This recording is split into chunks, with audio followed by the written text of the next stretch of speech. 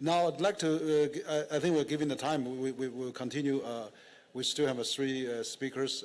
We'll have the Ambassador, His Excellency Archil Kalandia, Ambassador from Georgia to China. So Archil, your turn, please. Thank you very much. Dr. Wang, thank you very much for having me on this interesting roundtable discussion. Dear colleagues, distinguished guests, good morning. No, it's already afternoon. So today, trade in services creates welfare gains for society through a more efficient allocation of resources, greater economies of scale, and an increase in the variety of services on offer. It is obvious that four major trends will affect service trade in the future.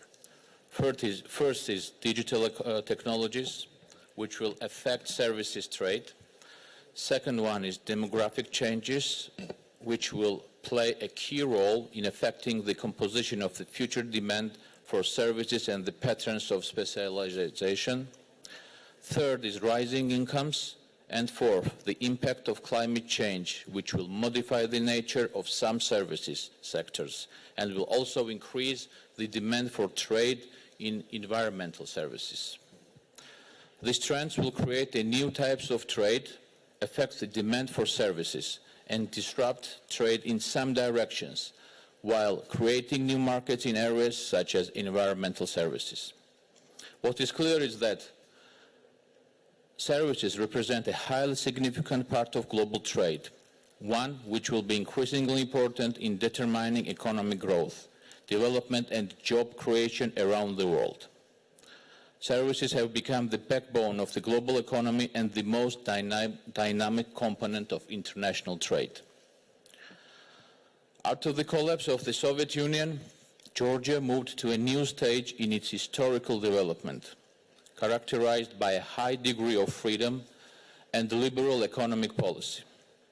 In 2020, according to the Index of Economic Freedom, Georgia ranks 12th among 180 countries and is a part of a group of mostly free states. Liberal foreign trade policy is one of the major principles of the economic policy of Georgia. The government has implemented reforms in the tariff policy.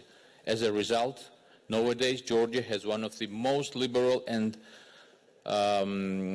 foreign trade policies in the world, which implies the assistance of foreign trade regimes and custom procedures, low import tariffs, and minimal non-tariff regulations. Foreign trade is the main factor in the country's integration into the world economic system. Georgia has joined WTO in the year of 2000 and currently has free trade agreements with the European Union and EFTA countries, as well as with Turkey, the CIS countries, and with China, including Hong Kong. Georgia has been also one of the most business-friendly transition economies. The basic objectives of Georgia's trade policy are integration, liberalization, diversification, and transparency. The association agreement with the European Union, which is in force since 2016, lays the foundations for far-reaching Georgian political and economic cooperation with the EU and serves as a backbone for the reforms. The deep and comprehensive free trade area agreement that represents a part of association agreement envisages a gradual implementation of reforms in areas such as trade, environment, agriculture, tourism, energy, transport, and education, with the aim to bring Georgia in the line with EU standards. According to the World Bank's latest statistics, Georgia records surpluses in the services trade, which is about 2.3 billion euro, around 20% of the whole GDP. The main contributors to the services net incomes are travel, tourism, pipeline, and rail transport.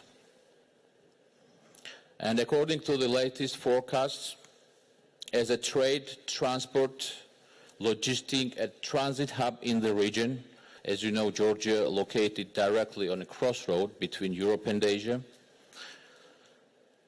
total share of service trade in total GDP of Georgia will be doubled in the coming years. Thank you very much. Thank you, Your Excellency, Ambassador Kalandia. So you talk about Georgia. I think that is really also a growing market. I'm glad to hear your service trade will be doubled, in coming years, and that's really good news. And that shows how important that this service in trade expo is so relevant, not only to China, but also to the world. So once again, thank you for your comments and encouragement.